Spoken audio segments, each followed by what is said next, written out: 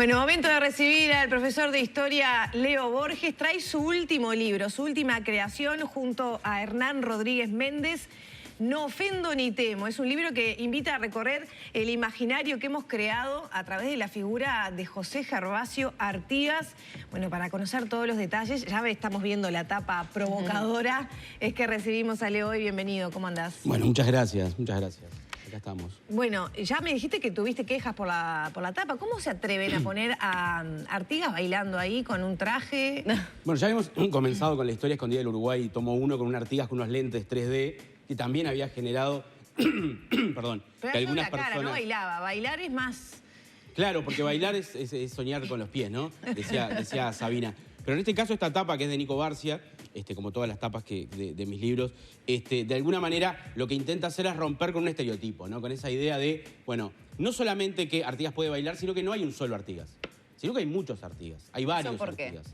Ahí porque los creamos nosotros, porque el propio Artigas fue rompiendo, o por lo menos lo que conocemos a lo largo de la historia, se fue creando él con distintos personajes. Lo fuimos creando nosotros, en realidad.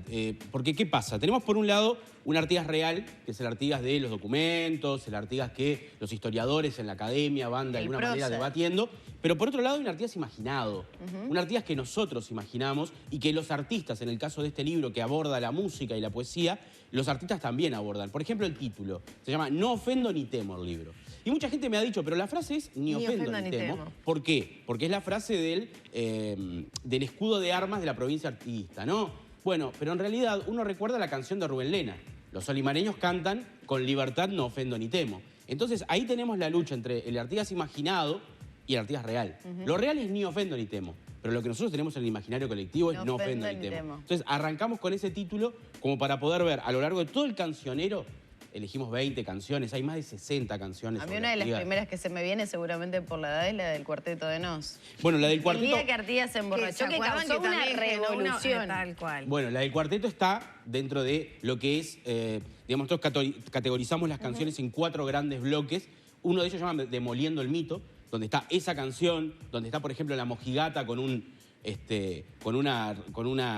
cuplé que se llama Gervasio o Gervasio, que está muy interesante. Está Chopper con La Patria es la tumba, que también más o menos... Y la de Benavides, Che José Gervasio... Che José Gervasio forma parte de otro bloque que se llama Hablando con el héroe.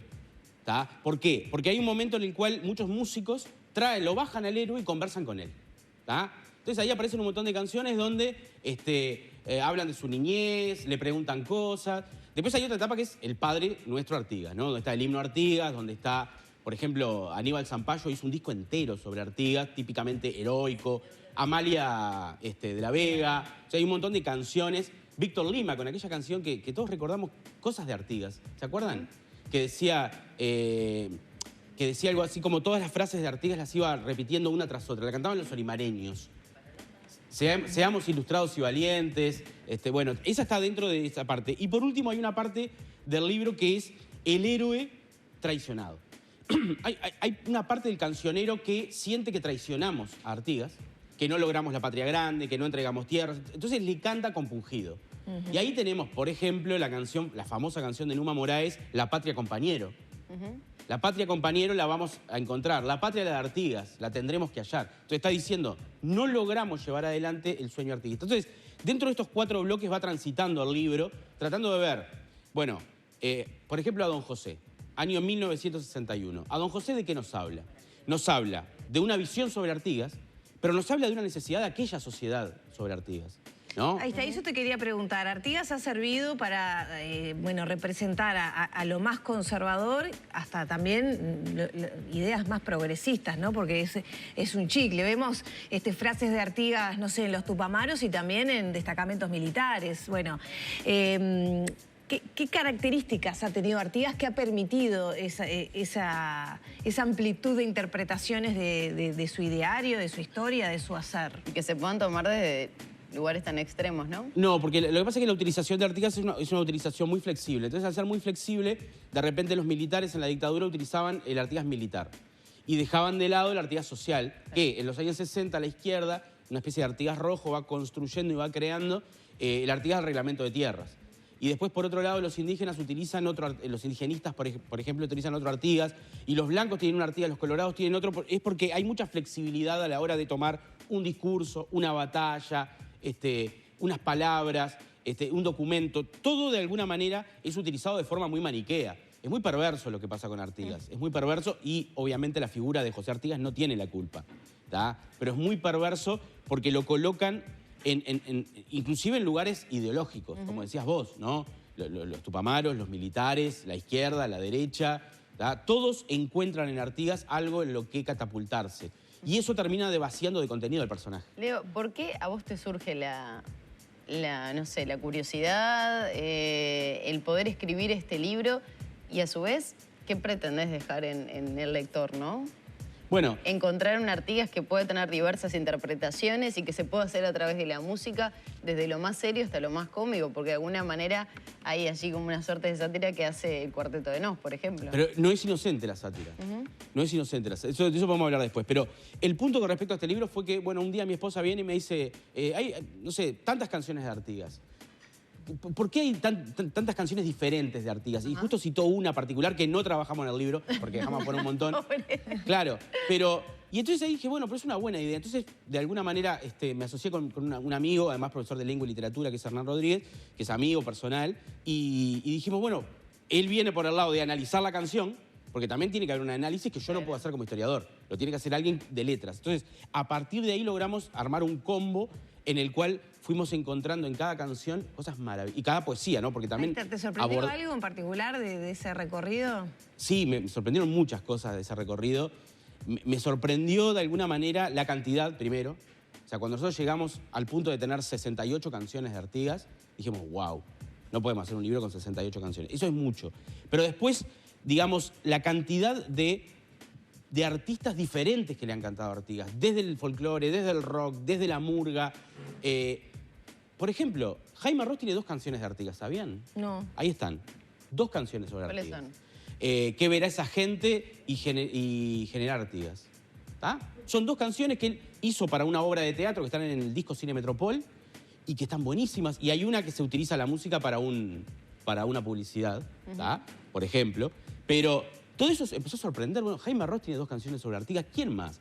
Y ahí empezaron a aparecer, bueno, himnos de Artigas hay como 4.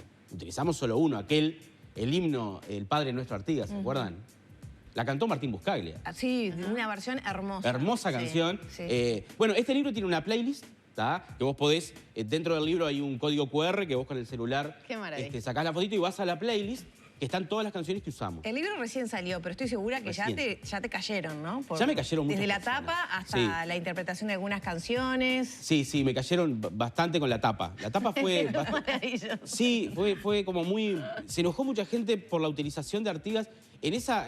Además, vieron que la tapa es como muy años 50, ¿no? Muy Los Plateros, los Temptations, están ahí como... Sí, mega disco ahí, ¿no? Claro, no, pero es la época de los grupos vocales, Para mí fue interesante, de alguna manera, esta etapa en particular por esa imagen de los muchos Artigas.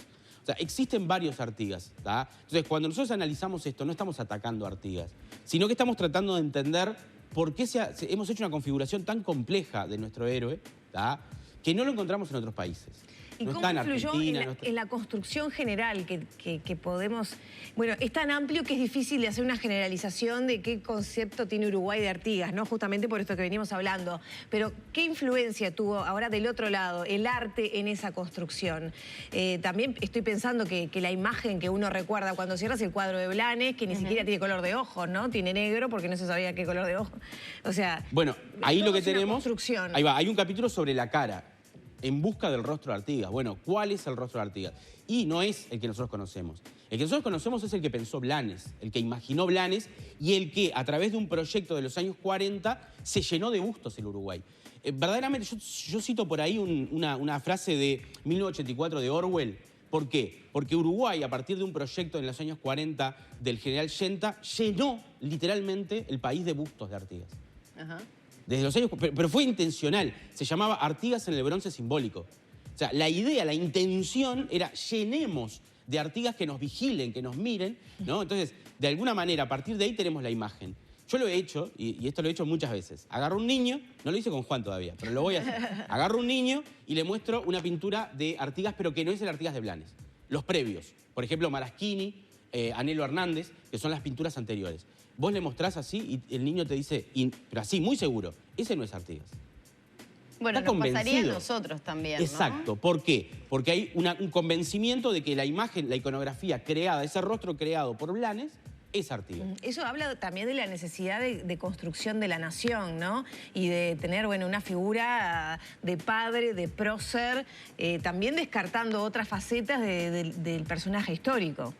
De la misma forma que se construye el mito, también se construye el rostro y se construye la figura de Artigas, ¿tá? Porque además no es casual que a Blanes se le ocurre hacerlo enfrente a la puerta de la Ciudadela, con un sombrero en la mano, con el poncho, vestido de blandengue, ¿tá? Nuestra imagen del héroe no es un héroe al estilo Bolívar o al estilo San Martín, héroes llenos de charreteras y de medallas. No. Nuestro héroe es un blandengue. Y estamos orgullosos de eso. Porque también, digamos que la construcción de nuestro héroe también nos habla, o es un espejo en el cual nos miramos la sociedad uruguaya. Entonces, de esa misma forma, las canciones, la música, hace lo mismo. Hace exactamente lo mismo. Y ojo, nadie le cae a los músicos, al contrario. Las obras son maravillosas, las canciones son maravillosas. Claro, lo que pasa es que no son inocentes. Claro. Nunca son inocentes. Yo te preguntaba y había quedado un tanto inconclusa el objetivo, por lo menos lo que vos esperás que la gente reaccione a través de ese libro, ¿no? ¿Qué puede ser? Bueno, La historia escondida del Uruguay 1, que es un libro 3 anteriores a este, yo planteé que mi idea era hacer historia con un martillo, ¿no? Tratando de parafrasear a Nietzsche, ¿no? Porque me gusta Nietzsche. Demoliendo mitos. Demoliendo mitos. En vez de demoliendo hoteles, como decía Charlie, demoliendo mitos, ¿tá? O sea, la idea es esa, es tratar de impactar y de generar, bueno, un revulsivo. ¿Viste? Parezco un periodista deportivo. Generar un revulsivo en lo que tiene que ver con el mito, con los mitos, ¿tá? O sea, a mí me parece que la sociedad uruguaya ya es lo suficientemente, desde hace muchos años, madura, como para poder repensar algunas cosas, revisitarlas en clave crítica, ¿no? Claro, pero ¿qué buscas con esto? ¿Destruir la nacionalidad, el sentimiento tenue de nacionalismo que tenemos los uruguayos? ¿Cuál es el objetivo, Bernardo Borges? De patria, no sé. Claro, no, yo creo que de respeto a nuestra la nación. nacionalidad es fuerte y muy fuerte. Yo creo que nosotros decimos eso de lo tenue y qué sé yo, y nos comparamos con Argentina, viste que ellos usan mucho la bandera, la carapela, pero porque somos así, nos gusta minimizarnos, ¿no? Digamos, a veces pasa que la mayor muestra de humildad de los uruguayos es decir, soy humilde. Decir soy humilde no es ser humilde. Entonces, de alguna manera también pasa con eso, ¿no? Nosotros somos los uruguayos... Pero que nos calza perfecto Artigas, ¿no? Porque también una persona, ese personaje austero, que va por la verdad, que tiene su cuota de generosidad. Que fue traicionado. Que fue traicionado. Es una víctima. Eso es más uruguayo. Es una víctima. Que termina no por lo alto, a pesar de las grandezas, pero no reconocido, ¿no? El no reconocimiento es un tema que tenemos los uruguayos. Claro, pero justamente, entonces, nuestra nacionalidad es muy fuerte. O sea, siempre pasa, y nosotros nos damos cuenta de eso cuando nos atacan. Cuando el uruguayo se siente atacado, saca de adentro un enano fascista muy fuerte. Esto yo lo hablo siempre. Recordemos a la vicepresidenta actual de la Argentina, Cristina Fernández, cuando dijo Artigas quiso ser argentino. Poco menos que queríamos prender fuego la frontera. Sí, ¿no? Sacando de contexto, nada, la situación real de en aquel entonces, lo que se perseguía, claro, no. mucho menos. Pero para mí, en realidad, la frase es feliz, ¿ves? Ahí podemos discutir. Yo la defendí en su momento, pero no a ella. Porque también está eso. A veces cuando defendés algo que dice alguien, defendés a ese alguien, entonces ahí aparecen los tridentes y la gente con fuego, Bueno, ¿no? pero es que argentino en sí mismo no quería ser, no es que quería integrar una Argentina como la de Pero el hoy. punto es, ¿qué es Argentina? ¿Qué era Argentina en 1811? No era una nación. No. No, por eso. Entonces, cuando vos decís, la frase no está mal. ¿Quiso ser argentino? Sí, claro. Era el gentilicio que se utilizaba en aquella época, pero no era una nación todavía. Tenemos que esperar a pasar 1850 para que Argentina se construya como nación. Después de 1850. Entonces, pero, por ejemplo, Rosas le llamaba Confederación Argentina de Argentina. Por lo tanto, era una palabra que no tenía que ver con la nación. Ojo con eso. Una rapidita que me parece que está buena para aprovechar el día, lo hablábamos en la pausa también. Hoy es una jornada histórica, la de ayer también, todo lo que es el protocolo en torno a la muerte de la reina Isabel II. ¿Qué vínculo tuvo con Uruguay directamente? Para aquellos que no conocen parte de una historia que es un hito en Inglaterra cuando ella asume como reina y que es totalmente desconocida para los uruguayos. Bueno, cuando asume... Primero, la reina Isabel es un personaje interesante, ¿tá? Muy interesante, ¿no? Fue preparada para ser reina. En realidad no iba a ser reina, fue preparada para ser reina porque recuerden que su tío abdicó porque se casó con una divorciada norteamericana, ¿tá? Entonces fue preparada para ser reina. Espía además, ¿no? Espía además ella. Espía además ella, exacto. Sí, esa historia no la tengo muy clara, pero sí, he leído algo. Pero el punto es que ella transitó gran parte de la historia, ¿no? Pero hay un detallecito que yo ayer lo tuiteé, que cuando ella asumió en 1953 lo hizo con la Marcha de San Lorenzo. Ahí lo estamos viendo, mirá, el momento. Y la Marcha de San Lorenzo es una marcha escrita por un uruguayo nacido en San Carlos, Cayetano Silva, ¿tá? Un hombre que fue muy importante, estudió en la Escuela de Artes y Oficios, por ejemplo, era pobre y logró llegar a Argentina. ¿Cómo llega esa marcha a la reina Isabel? Bueno, porque Cayetano se fue a Argentina, ¿tá? Y se puso a trabajar escribiendo música. Todo lo que escribió no hizo un peso, pero muchas de sus marchas son muy importantes y la Marcha de San Lorenzo es la más importante. Y la compró un inglés, es esa, ¿Es esta? y la mandó para Inglaterra y bueno, Argentina la tomó como la música de su ejército y cuando asumió Jorge V, se le pidió a Argentina para entonarla, Argentina dio permiso y después, cuando asumió Isabel II, se pidió permiso y también la Argentina dio permiso. ¿Por qué? Porque es la música de la marcha argentina, ¿se entiende? O sea, Cayetano Silva no hizo un peso con la marcha. Creo que le pagaron 50 pesos por la copia. Sí, o sea que terminó muriendo pobre, negro, enterrado en una fosa común. En una fosa común porque en Rosario no lo quisieron enterrar. Terminó siendo policía. Y cuando él muere en Rosario no lo quieren enterrar por ser negro, por ser afrodescendiente. ¿Tá? Es terrible la historia de Cayetano y es una historia que nosotros olvidamos, pero esa marcha de San Lorenzo se usó cuando entraron las fuerzas nazis a París en 1941. Se utilizó cuando entraron las fuerzas aliadas y recapturaron París. También se tocó esa marcha. ¿Por qué? O sea, hay una historia brutal. Cuando hay cambio de mando, cambio de guardia en Buckingham, suena la marcha de San Lorenzo. Y en The Crown no ha sonado todavía. Bueno. Vamos a tuitearlo hasta que llegue. Gracias, Leo. Muchísimas gracias por este espacio.